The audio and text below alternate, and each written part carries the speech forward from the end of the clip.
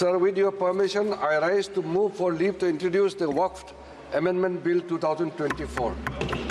कल लोकसभा में वक्फ बोर्ड संशोधन विधेयक जब पेश किया गया, तब इंडिया गठबंधन के तमाम नेताओं ने इसका विरोध किया। कांग्रेस ने विरोध किया, एमआईएम ने विरोध किया, सपा ने, आरजेडी ने, सारे लेफ्ट वालों ने विरोध किया, टीएमसी ने विरोध किया। ठीक उस समय उबाठा के 9 सांसद एब्स्टेन हो गए। हम पूछना चाहते हैं, क्या मुस्लिम वोटों की लाचारी की वजह से आपने अपनी एब्स्टेन होने वाली भूमिका रखी? क्या आप नहीं चाहते हैं कि वक्फ बोर्ड विधेयक आए? क्या आप चाहते हैं कि वक्फ बोर्ड विधेयक नहीं आए? यह उबाठा को स्पष्ट करना पड़ेगा, क्योंकि वक्फ बोर्ड विधेयक जो संशोधन विधेयक है, वह इस देश में पिछले तमाम वर्षों से जो वक्फ बोर्ड का काम चल रहा है, 1956 में पहली बार एक कानून बना था, फिर 95 में बना, फिर 2013 में इसका संशोधन हुआ। लगातार कांग्रेस की सरकारों ने संशोधन कर करके वक्फ बोर्ड को इतनी ताकत दे दी है कि वो सरकार के कंट्रोल से बाहर है। इनके किसी भी सौदे को कोर्ट में चैलेंज नहीं किया जा सकता। 8.5 लाख एकड़ लैंड इनके पास है, जो हिंदुस्तान में तीसरा बड़ा लैंड होल्डिंग ग्रुप है, इंडियन आर्मी और रेलवे के बाद। आज किसी भी मुसलमान की जमीन पर वो हाथ रख देते, बोलते वक्फ की जमीन हो गई, और वो मुसलमान बेचारा, वो आम आदमी जो है, वो कभी कोर्ट में भी जाके चैलेंज नहीं कर सकता। तो ऐसे में वक्फ बोर्डों के कामकाज में ट्रांसपेरेंसी, अकाउंटेबिलिटी लाने के लिए जो विधेयक आया है, उससे सर्वसामान्य मुस्लिम समाज को फायदा होगा, उसको अच्छा लग रहा है। लेकिन चंद मौलवी और मौलानाओं के दबाव में आकर के उद्धव जी ठाकरे ने इस प्रकार का फैसला किया और वक्फ बोर्ड विधेयक के खिलाफ खुल के भी नहीं आ रहे और सपोर्ट भी नहीं कर रहे। सपोर्ट खुल के इसलिए नहीं आ रहे हैं क्योंकि मुस्लिम नाराज होगा, सपोर्ट कर देंगे तो फिर एक दूसरा प्रॉब्लम हो जाएगा। तो शिवसेना और उबाठा को अपनी भूमिका वक्फ बोर्ड विधेयक के संदर्भ में स्पष्ट करनी चाहिए। क्या वो मौलानाओं के आगे घुटने टेक दिया उन्होंने? जब शिवसेना उद्धव बाला ठाकरे के नेताओं से ये पूछा गया कि वक्फ बोर्ड के जब बिल पेश किया गया तो आपके एमपी एब्सेंट थे, तो उन्होंने कहा कि इस पे बात करने के बजाय जो हिंदू मंदिर हैं उनके ऊपर बात करें, उनका भी देखभाल सरकार को करना चाहिए। और बांग्लादेश के बारे में कहा कि बांग्लादेश में जो हिंदुओं पे अत्याचार हो रहा है, उसके ऊपर बीजेपी क्यों नहीं बोल रही है? देखिए, वक्फ बोर्ड संशोधन विधेयक का मस्जिदों से कोई लेना देना नहीं है। वो जो माता हूं, वक्फ बोर्ड संशोधन विधेयक का मस्जिदों से कोई लेना देना नहीं है। वह जो उनके पास बड़े पैमाने पर अकूत जमीन तक पड़ी है, और उस जमीन का जो सौदा वो अपने मन मुताबिक करते हो, जिसको कोई चेक नहीं कर सकता, जिसका रजिस्ट्रेशन नहीं होता, वो मेन मुद्दा है, उस पर ट्रांसपेरेंसी। लेकिन उबाठा वाले बिना वजह मंदिर ले आए। अब उनको मैं याद दिलाना चाहूंगा, जब उद्धव जी ठाकरे महाराष्ट्र के मुख्यमंत्री थे, तो महाराष्ट्र के 3 मंदिरों पर प्रशासक इन्होंने बैठाया था। तो अपने मंदिरों को आप सरकार के अंदर रखते हैं और उनकी मस्जिदों को सरकार के अंदर नहीं रखना चाहते हैं। ये कौन सी भूमिका है? तो शिवसेना उबाठा की ये दोगली भूमिका है। और अगेन वो मुस्लिम वोटों की तुष्टीकरण के लिए इस प्रकार की भूमिका ले रहे हैं और एंटी हिंदू स्टैंड लेते हुए दिख रहे हैं। बांग्लादेश के बारे में भी कहा कि बांग्लादेश में जिस तरह से हिंदुओं पर अत्याचार हो रहे हैं, बीजेपी इस बारे में क्यों नहीं बोलती? भारतीय जनता पार्टी या सरकार की तरफ से बयान आया है, बांग्लादेश में हिंदुओं के ऊपर जिस प्रकार का अत्याचार हो रहा है वो कतई बर्दाश्त नहीं किया जा सकता। वहां पर हमारे मंदिरों को जलाया जा रहा है, वहां के हिंदू जो पार्षद थे उनको जिंदा जला दिया गया, हिंदुओं की मॉब लिंचिंग हो रही है। सरकार ने कड़ी भूमिका ली है। खुद जो हमारे विदेश मंत्री हैं, उन्होंने सदन में खड़ा होकर बोला है कि हमको पता है कि कुछ अल्पसंख्यक समाज के लोगों के ऊपर हमले हो रहे हैं और सरकार ने अपने ढंग से बात की है। लेकिन मैं खुद कहना चाहूंगा कि अगर बांग्लादेश में हिंदुओं पर अत्याचार नहीं रुकता है तो सरकार को कठोर भूमिका लेनी ही पड़ेगी। अपने थोड़े टैंक सरहद की तरफ आगे लेके जाना पड़ेगा, तब जाके बांग्लादेश के अराजक तत्व मानेंगे, डरेंगे और भय में आएंगे। मुझे अच्छा लगा कि जो बांग्लादेश के अंतरिम प्रधानमंत्री बने हैं मोहम्मद यूनुस साहब, जो नोबेल लॉरिएट हैं, उन्होंने स्वयं कहा है कि अगर बांग्लादेश में अल्पसंख्यकों पे हमला नहीं रुका तो वो इस्तीफा दे देंगे अपने पद से।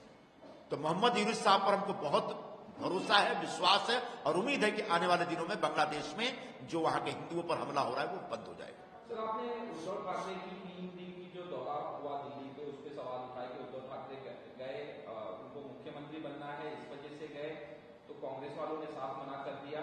और जिस तरह से महाविकास आघाड़ी में सबको मुख्यमंत्री बनना है, उसके ऊपर कहा क्या है?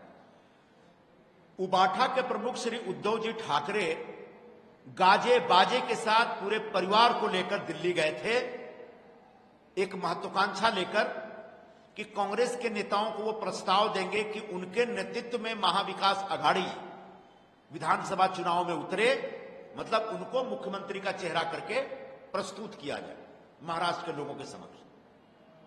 3 दिनों के मेहनत के बाद, दर दर भटकने के बाद, सारे नेताओं की मन्नतें करने के बाद कांग्रेस ने उनका प्रस्ताव ठुकरा दिया। पृथ्वीराज चौहान जी का आज अधिकृत तौर पर बयान आ गया है। वो इतने सीनियर लीडर है कि जब तक दिल्ली के नेता उनको नहीं बोलेंगे कहने के लिए, तब तक वो बोल भी नहीं सकते। उन्होंने कह दिया है कि किसी चेहरा उद्धव ठाकरे या किसी भी व्यक्ति का चेहरा मुख्यमंत्री के तौर पर प्रोजेक्ट नहीं कर रहे हैं। और दूसरा, जो आंकड़े आएंगे, जो संख्या बल आएगा विधायकों को, उसके बाद तय होगा।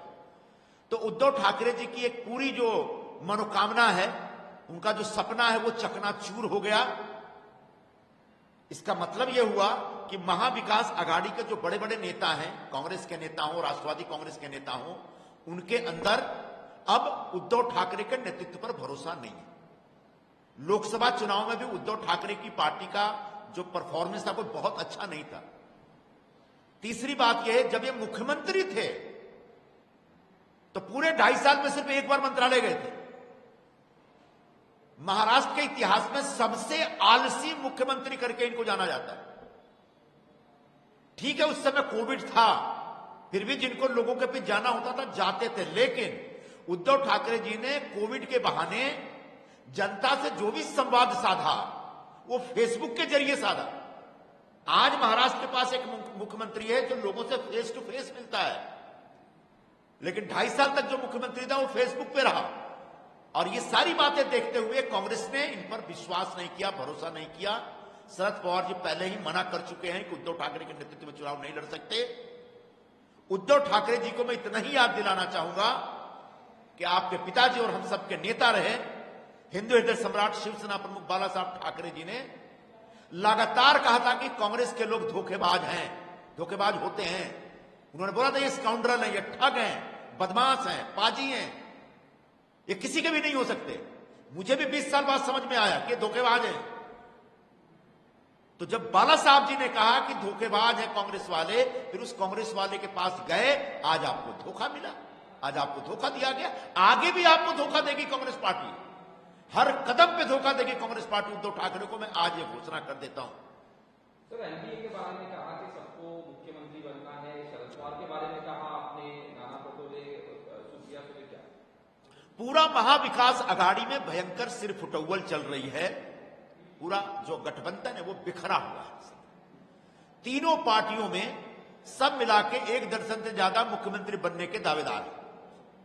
कांग्रेस में तो नाना पटोले दिन में भी सपने देखते हैं मुख्यमंत्री बनने का।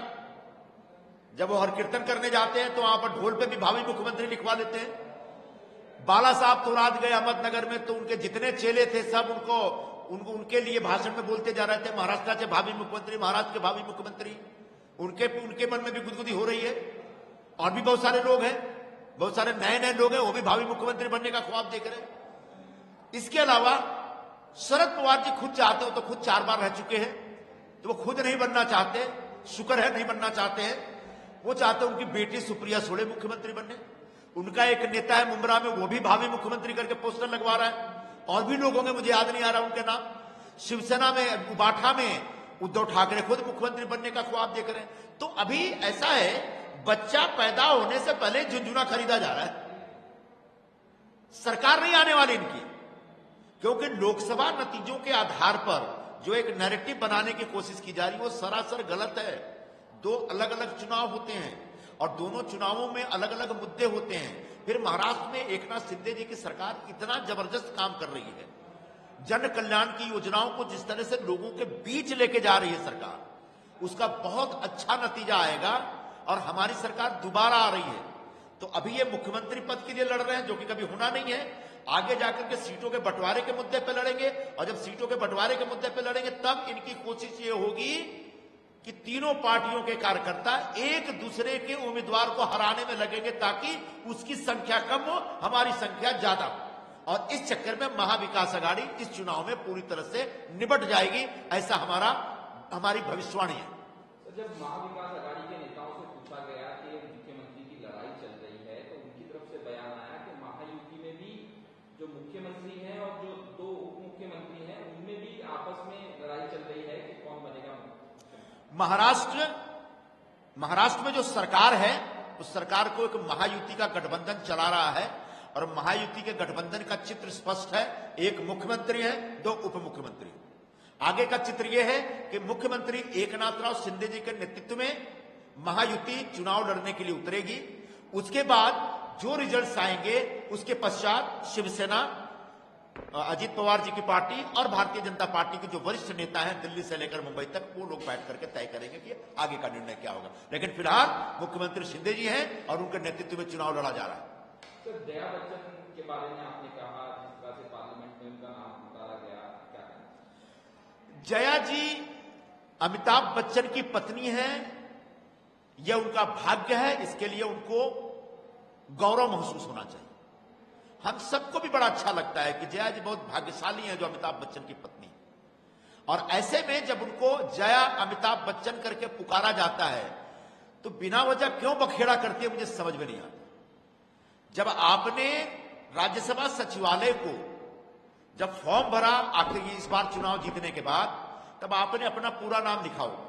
सचिवालय आपसे पूछता है कि आपको किस नाम से, पूरे नाम से पत्र भेजा जाए या संबोधित किया जाए, तो आपने खुद लिखा है कि जया अमिताभ बच्चन। और जो नाम आपने कहा है वही नाम आपको वही उसी नाम से चेयर की तरफ से आपको पुकारा जाएगा। ये भी नियम है, कानून है, कायदा है। तो कायदे के बाहर जाकर के जया जी कुछ अपेक्षा करती हैं कि राज्यसभा के चेयरमैन कुछ इस तरह की बातें करें, क्योंकि वो एक बहुत बड़ी एक्ट्रेस हैं, बहुत बड़ी सेलिब्रिटी हैं। तो मुझे लगता है कि यह गलत है। जया जी को अमित जी के नाम पर इतना ज्यादा ऐतराज नहीं करना चाहिए। यह उनका भाग्य है, उस भाग्य पर उनको गौरव करना चाहिए।